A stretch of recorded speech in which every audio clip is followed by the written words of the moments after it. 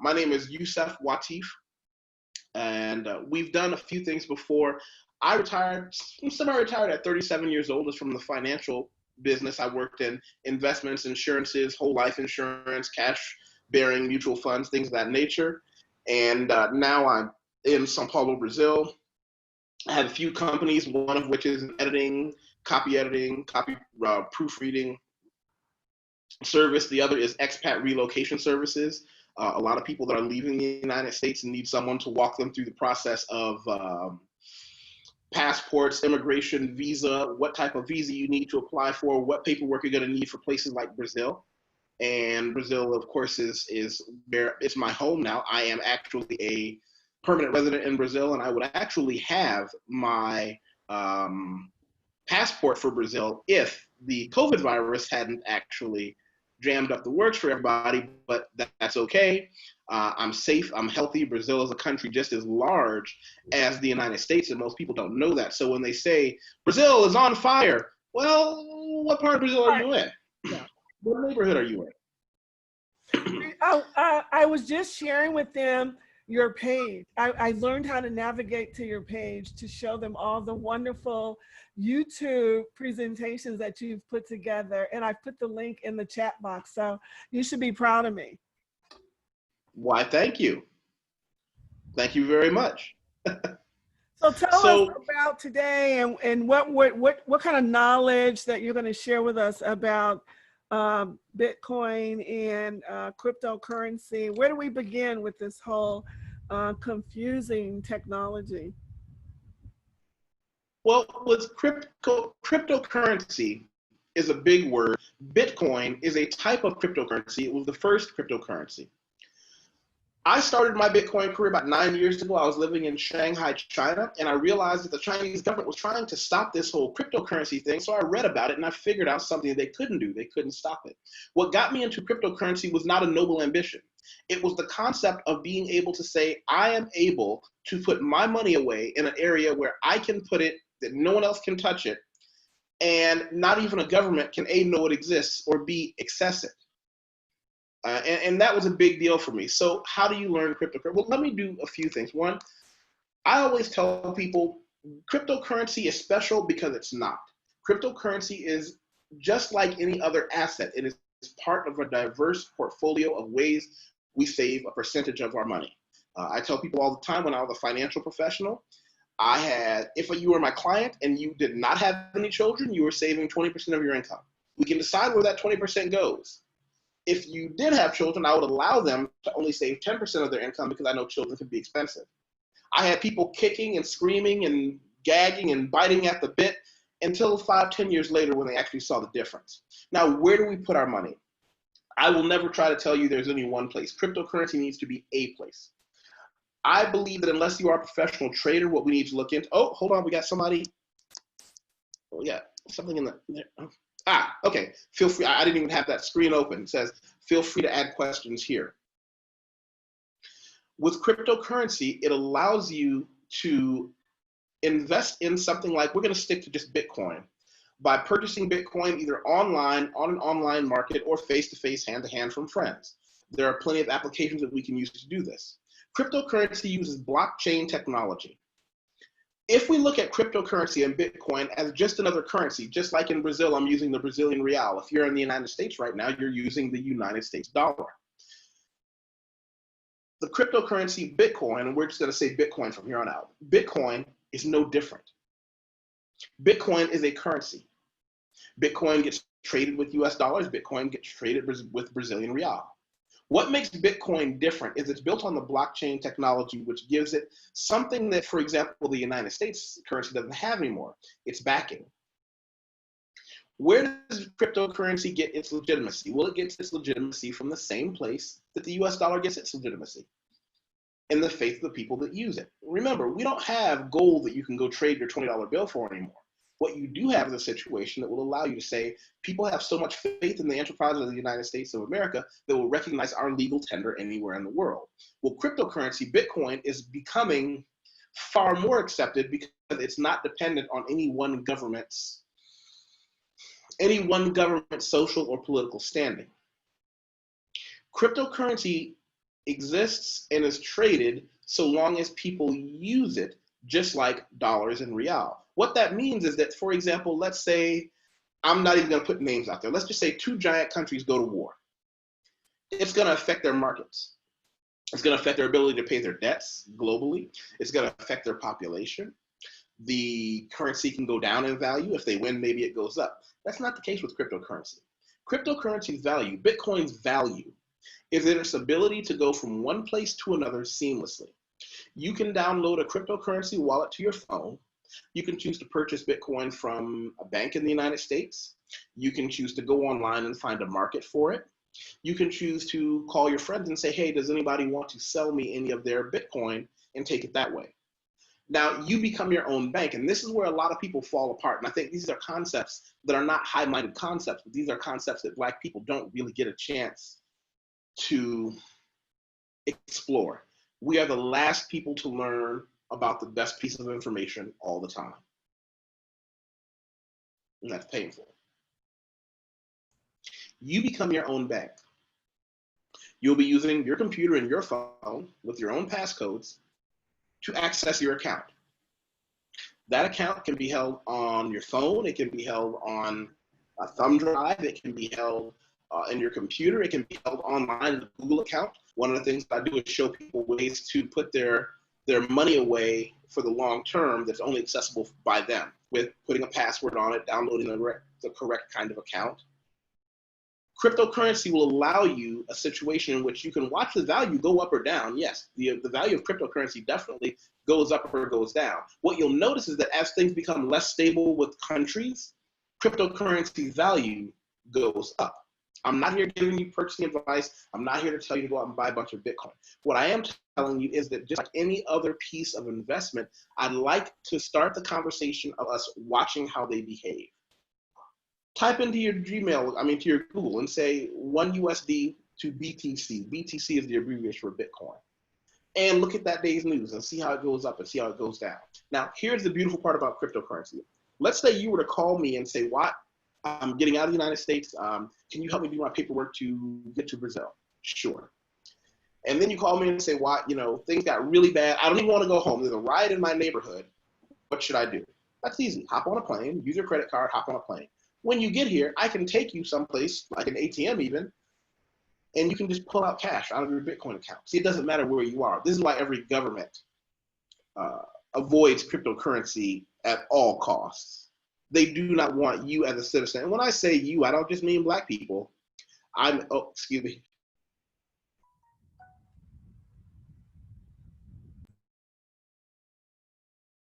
You okay? Yeah, I've been doing that lately. I've been doing that lately too, just out of the blue, just having multiple sneezes. I'm like, where's that coming from? Must be dust in my house, but okay. Continue. Yeah, my cleaning lady just came today and did the whole house. I mean, I know my house is spotless now, but it happens. I actually purchased a new couch cover, so that may be it. In any case, it's a silent room out there. Can anybody tell me something? Can anybody tell me if they can hear me? If I'm going too quickly, too slowly? Give me some kind of feedback, because I hate to just be talking in my computer. If it's just me and Lisa, I could have called her for that. Are the participants there with us? Absolutely. I'm with you, brother. I'm listening. This is Detrice. Okay. Thank you. Well, Detrice, do you have any questions for me so far? Have I said anything that seemed redundant or didn't make sense, or something you want me to expand on? My question is, how do I purchase Bitcoins? Okay, there are several ways. One is a website called Local Bitcoin. I do not make a commission on advertising that product. And that's a habit I have from my financial days. Whenever I endorse something or tell people about something, I'm obligated to say I don't make a commission on this, or if I do, I have to say I do make a commission on this. That's my own mental habit that I'm glad I developed. But Local Bitcoin allows you to compare rates. Local Bitcoin, for example, can I share this on the screen? Let's see. Yes. If Lisa, can you pull up Local Bitcoin on your screen and just pop it out there for us? Local Bitcoin is one of many brokerage places where you can go in and look at the price of Bitcoin. You don't have to buy one Bitcoin. As a matter of fact, I tell people just decide how much money you want to spend in your savings that day. Oh, that's my screen. Yeah. Go to local Bitcoin. No. In the search bar. In the Google bar.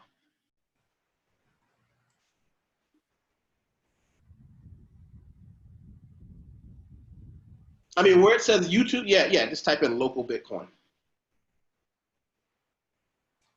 Wait a minute, can you hear me? Yep, just type in local Bitcoin right there. My eyes are like limited. Local Bitcoin. There we go. Yeah. Okay, which one? Bitcoin today.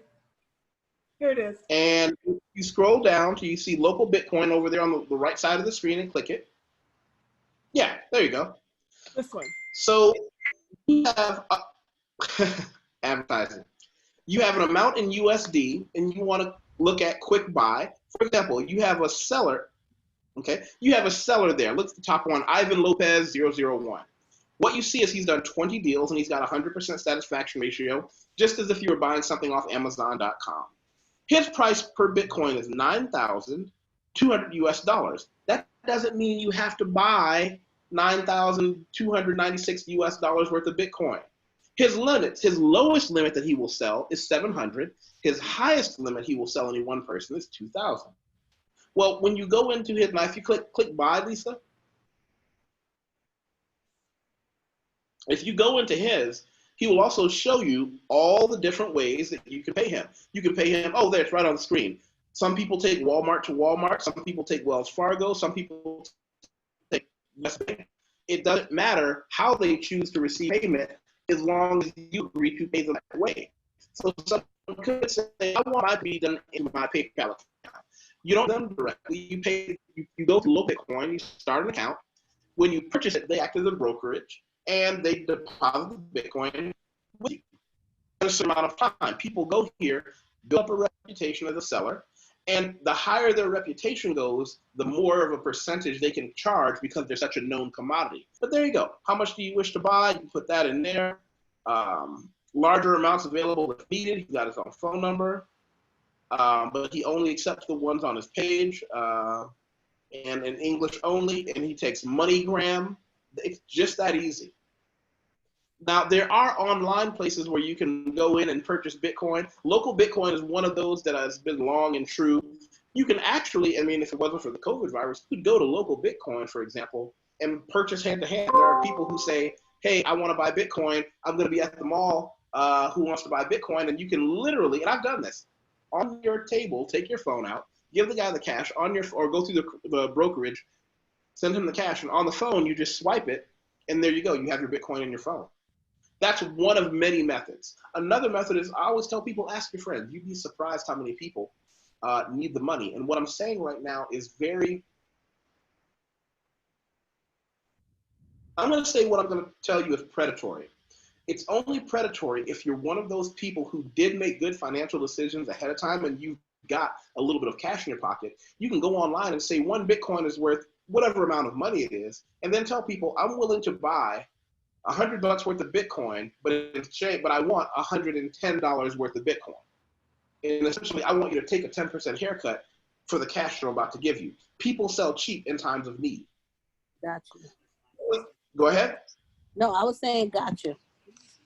Yeah. One of the things I had to learn very early. Yusef, I bought some Bitcoin on Cash App.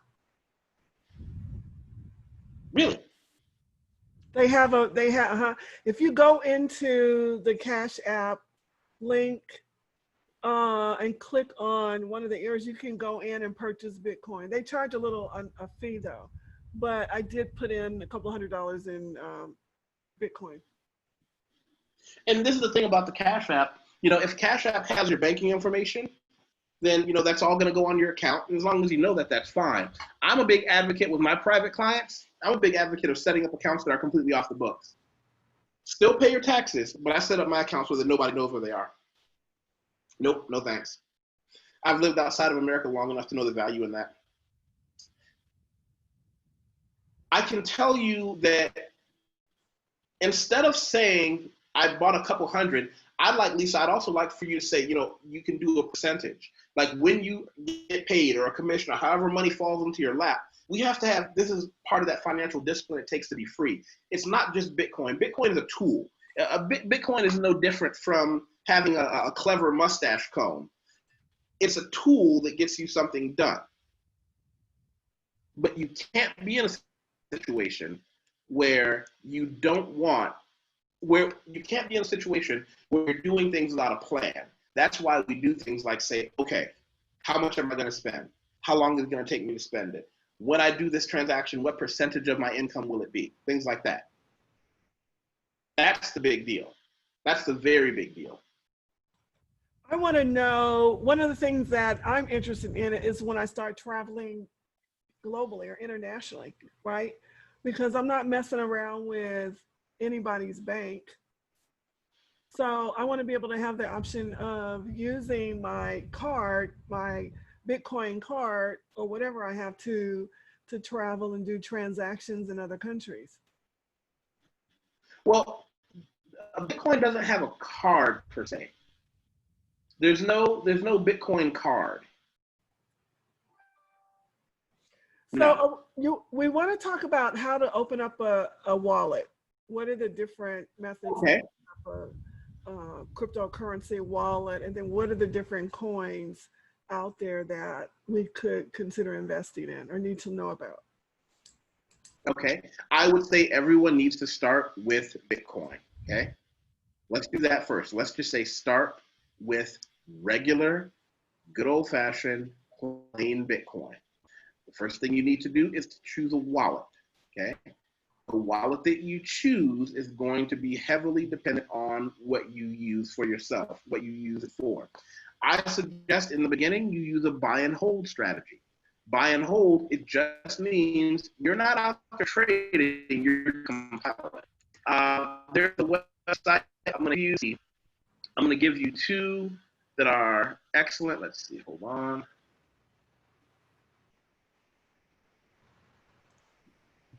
Blockchain. Let's see, how do I share this screen? I'm making you the host. See if you can share now. Oh, okay, hold on. Do you see the share button? I'm looking for it. Stop recording, close caption, disable video receiving. Share.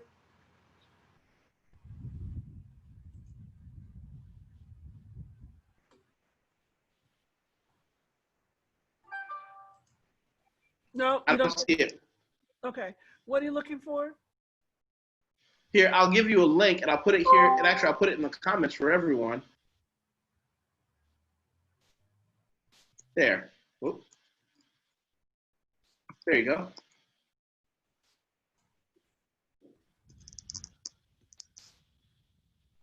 That's one. It's called Blockchain. It has a wallet attached to a bank account page for it. I mean, not a bank account, excuse me. It has a wallet that you can download as well as an online that you can use. There's another one that I suggest called Exodus, which I'm going to put here as well. These are the two that I suggest to people. Blockchain.com Explorer and Exodus. They're both very well respected, very well used, lots of notoriety, blah, blah, blah. But they're actually quite safe. I've not had any problems with them. They come from well-backed companies. They've been around for a while. That's a big one. They've been around for a while. And those are two that I would suggest we start with. Those are two that I suggest starting with. Have you had a chance to click on those? Yep, I'm doing it right now.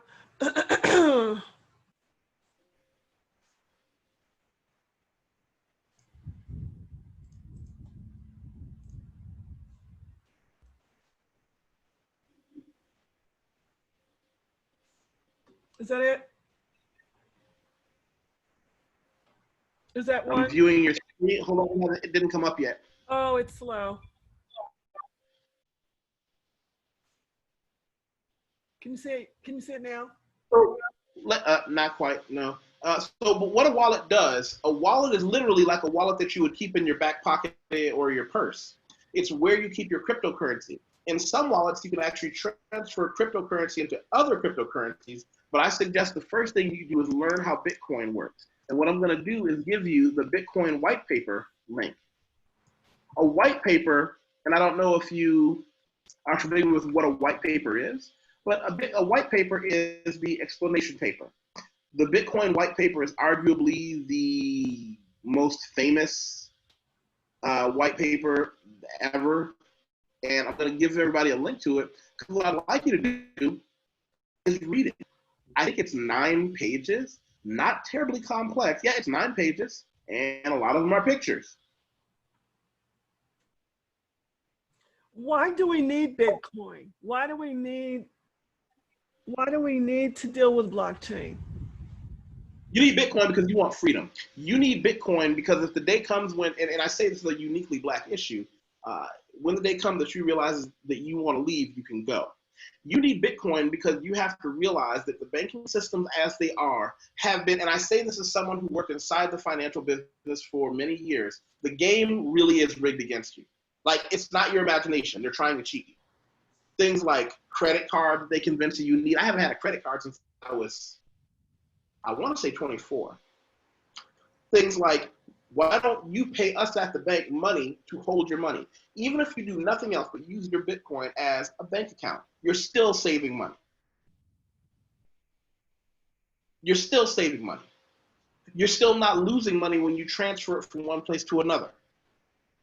You need cryptocurrency because you need to know that we live, and this is a Chinese curse, part of a Chinese curse, we live in interesting times, and we don't know how things are going to go. We've heard historical narratives of people realizing that their country is crumbling and trying to shove a few gold coins in the lining of your dress trying to get out. Those days, that's not going to work anymore. And am I painting a doomsday scenario? Yes. I've been around the world enough to know that things go up and things go down. We just can't believe that ours won't go down one day, because it just might. You need cryptocurrency, and you need to understand blockchain, because the blockchain technology can host more than just money. It's a way to put data inside a file that is verified across the blockchain. See, if Lisa comes to me and says, hey, Watt, can I buy $100 worth of cryptocurrency from your Bitcoin? I say, sure. Well, what's to stop me from going back to the people at Odos and saying, Lisa cheated me, she made me give her my cryptocurrency, she made me give her my Bitcoin, and she never paid me. Lisa can say, slow down. Here's a transaction number. We can go publicly look it up on anybody's phone and show that I actually paid you. There it is. The whole situation is right. You can actually prove that cryptocurrency and when it was done. That's what cryptocurrency does. Remember, if your bank screws you over, and they will, sometimes by accident, sometimes not, what do you have to prove that the money was actually moved other than their word? It's a one-way street. With cryptocurrency, everybody can say, okay, well, wait a minute. Why don't you just send us the transaction number? We'll see if this guy really sent you your money. Lisa might say, Wateef, I gave Wateef my $100 and he never paid me. He never gave me that cryptocurrency. He never gave me that Bitcoin. I can say, slow down. Here's the transaction number. Here's my wallet it came from, and this is the day it went out. And it happens to be the exact same amount you need. Now, show us your wallet, and I can show you where it went in there. Yeah, where's my $5,000? Yeah, well, I pull it up online, pull it up on the blockchain and show you. I gotta have my money. Yeah. Oh, but little things. Go ahead. No, I was gonna say little things like that matter, but they oh, somebody's coming in, I guess. Oh, she dropped out. She's coming back. Thank you. I'm back. Okay. And so that's the real deal. That's the unfortunate reality, is that because of the lifestyle that I live and the things that I've seen and the things that you may still be seeing in the United States, for you to believe that you can trust the industries, the banking industries, or the federal government to take care of you financially, that's a step of naivete that I can't really. Now, here's the thing. I hope one day we're all old and everybody's laughing at me saying, Wateef is crazy, talking about we need to put our money in different things, save our money on cryptocurrency, and have something that allows us to transact money back and forth on our own, the banks have taken care of us just fine. But my question is, has the banking system taken care of you up until now? Even if you never heard of Bitcoin, has the banking system taken care of you up until now? That's a good question. And that's something for us to ponder on. And the answer is absolutely no. But see, I'm sitting here as we go through this journey of educating ourselves around financial literacy and investments and trying to wrap our minds around where's the best place to put our pennies. You can hear me okay? Yusef? Yeah. Oh, okay. You did like this. Yeah. It's still overwhelming and confusing, right? And so we're looking at, insurance, we're looking at digital money, we're looking at gold, we're looking at silver. We're hearing silver is, a reliable place to put your pennies right now. Real estate is still hot in certain areas of the country. Here in the more affluent areas, we know real estate is popping, right? And so how do we begin to, realize and understand, comprehend this whole new concept? Because we're in the midst of a global economy. A lot of us are building businesses. A lot of us are going to be traveling or are traveling. And so we need to understand what's in our best interest. And I'm just trying to pull all these pieces together. That's the challenge, trying to find out what's real, what can we invest in, what how to best wrap our minds around it so we're making the right choices. I was long-winded, but you know what I mean. Yeah, I mean, I wish this wasn't such urgency for us to learn these things. But now that we have the information here, we gotta sort it out, and it's a lot to take in. The best thing that we can do is day by day, take little by little, dedicate ourselves every day to learning a little bit more. It's going to get us our financial freedom. One, let's just say you do nothing but read that white paper. Two, say you read up on, don't download, read up on the pros and cons of the blockchain one that I sent you, the blockchain wallet I sent you. Read the pros and cons on the Exodus that I sent you. Decide which one is better for you. But by the end of the week, you've made two things. And then by the end of the week, you can also say, I'm going to take a small portion of what I have. Everybody's number is different. Some folks, it might be $10. Some people, it might be $1,000. I don't care. And say, I'm going to purchase a little bit of Bitcoin and put it in this wallet to see how it works. And then decide how much of your savings you're going to put away. And you're not recommending anything, but you're saying like 10% or, because we know our savings in the bank ain't worth 2 cents right now. But I mean, there's like the IUL insurances, there's the term life, there's the index funds, there's, real estate, we know about that, right? And a lot of people are losing their homes right now, truth be told, because of the current situation. And so there's so many different vehicles. I was talking before you got online about, we had a session on Carrot Gold and actually Carrot Gold they have MasterCards, right? That they can use around the world. I think that's where I got the card from. And we were talking about, all this stuff is confusing and we need a comparison analysis of all these different investment vehicles for us to make sound decisions, right? Which Yvonne was like, well, that's going to be really difficult to pull all these different investment options together in one place. But, it has to be. So Lisa, yeah. One of the things I was thinking about when you were talking about it earlier is everybody's situation is so different. Right. And it makes it really hard to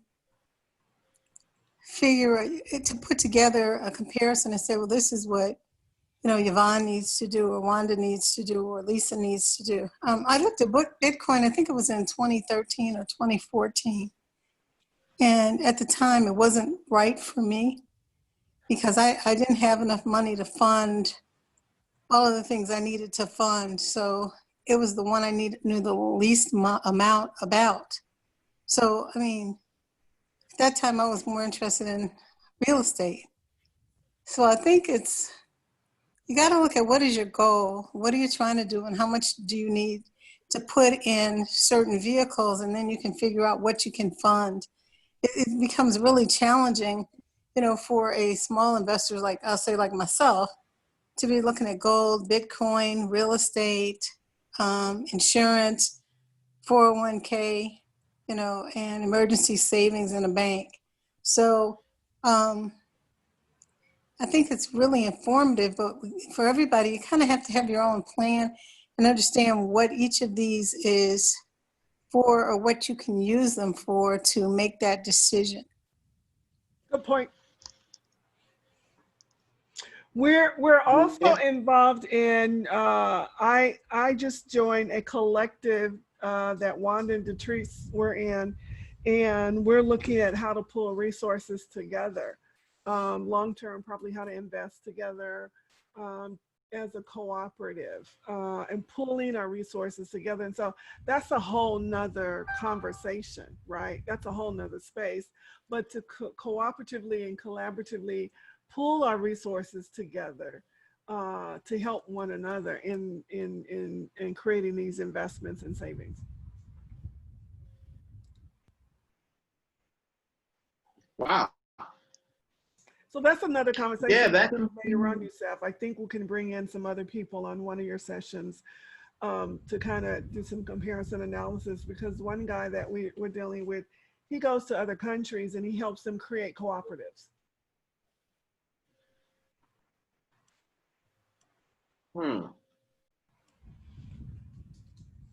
Any other comments? Any other feedback from the rest of our guests today? Looked like a couple of people had to drop off. Wanda? Wanda, no one? No, I'm here. I'm just really right now trying to learn about cryptocurrency and Bitcoin. And if you haven't been into financial planning or know a lot about finances and you're just jumping on board of something like this, what's the best resource, Yusef, to really know the step-by-step processes that one can take? Most, I'll say a lot, I'm not saying most, a lot of us don't come with the same knowledge because no one really taught us. And we've never really looked at, like a portfolio even. We never looked into stocks and shares. And I've just started, doing that process and diversifying my portfolio, but it's been, it's been a very, very short time, a learning curve. So I really like what Lisa's doing by having you come on and talk to us about it. And I am part of the cooperative, which we're looking at turning this into a federation of different businesses being a part of the co-op. And that's something that I think is a solution for, it's a long-term solution too for our economic crises that we're in right now, because we know what's going to be happening down the line. I mean, the dollar is not going to be the currency of the day. We know that. So it's like, okay, well, what do we do now? How do we prepare ourselves for that? How do we prepare ourselves for a financial collapse that's going to be global? And Yusef has some other colleagues. He has an economist and the brother in Jamaica, Yusef? Bajan. He's Bajan. He's where? Where? Bajan. He's from Barbados. Oh, Barbados. I'd love to have conversations with some of your other, have you bring in some of your other global colleagues in our future discussion so we can look at the global perspective. I know I've been sitting on some groups with the African Diaspora Network, and they're all about investing in Africa. They have an organization here that's been in existence for 10 years, and they're into philanthropy, and they have PhDs and economists and white investors, philanthropists that are interested in Africa right now for the obvious reasons, right? Because it's the only continent in the world with, you know, existing resources and minerals where the other countries have depleted their resources, right? And so all the countries now, their economies are deteriorating, and everybody has their eyes on Africa right now. And so because we have a limited perspective in the United States, it's nice to have a global perspective and get the global insight, because you guys see what we don't see, right? From a global perspective. Yeah. So let's do this. I'm going to give you a link. You asked for how to learn about this game, how to learn about a little bit more about Bitcoin. I'm going to give you a link to what I use. Let's see. It was from the University of Nicosia, and there was a cryptocurrency course that I took. And I want to be clear, it's not a hard course. It just took a while to take. It wasn't anything unlearnable. Okay. So here, first I'm going to show. Oh, can you make me host again so I can share something?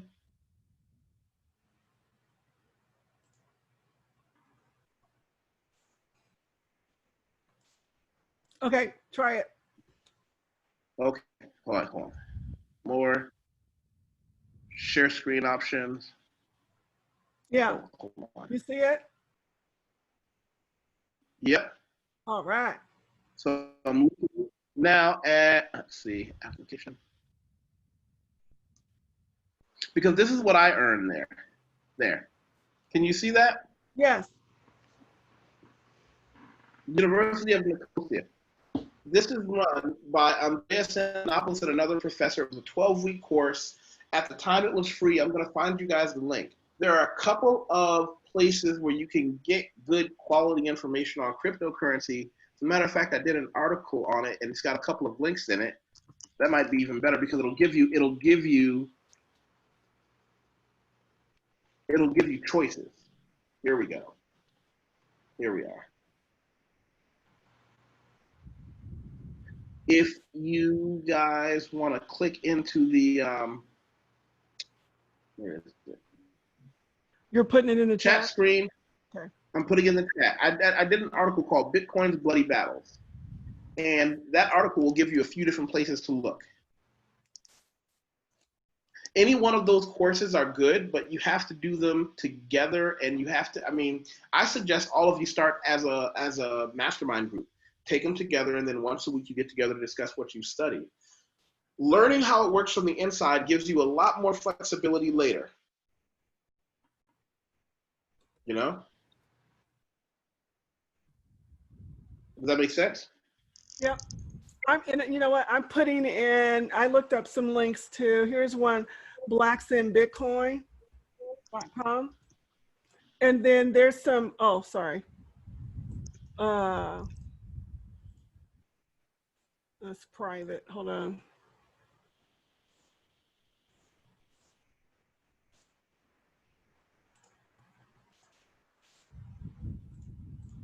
Well, there's one called Blacks in Bitcoin.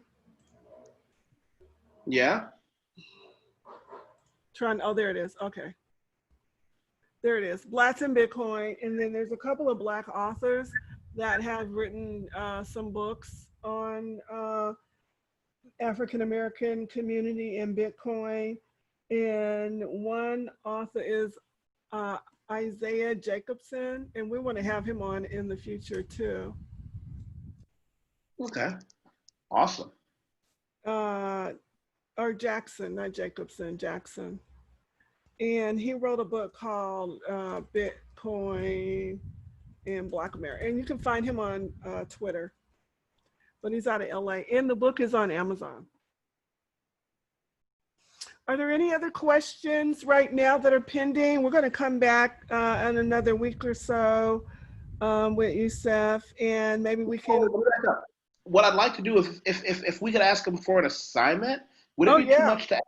Would it be too much to ask everybody to read the white paper? When I put the link into bitcoin.org/bitcoin.pdf, would it be a lot to ask everyone to read that before we came back?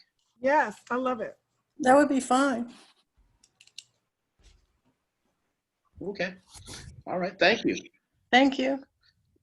And we'll have to get Detrice the link as well, but I'm glad we're able to do this. I'm going to send the links out to everybody on email. And if there's not any other comments or questions, we thank you for our first session, Mr. Yusef. Glad you made it. We know that it's really rough times going on right now with everybody sheltered in and on calls all day long, but we waited for you, so yay, I'm happy. We have a homework assignment next week, and I will put that out there to everybody, and then we're going to come back at 2 o'clock next week. Is that acceptable? Same time next week? Same time, same dollar. Got it.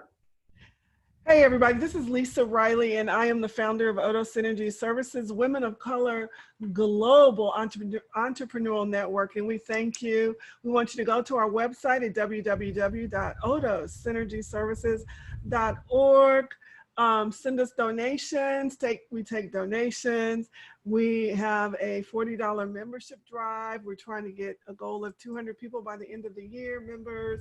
And we're going to be doing more on financial literacy, educating entrepreneurs and our community on this whole global phenomenon about how to invest our money and where we are in this whole global economy and rebuilding in the midst of the pandemic and racial disparity here. We have to have our own. We have to learn and grow our skills and our knowledge so we can get prepared for the next phase of this global economy. So thank you for being here today.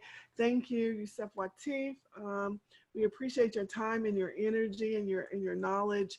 And we'll see you guys next week, same time, 2 p.m. with Odo Synergy Services. Sign up, share the links, and stay safe. Blessings.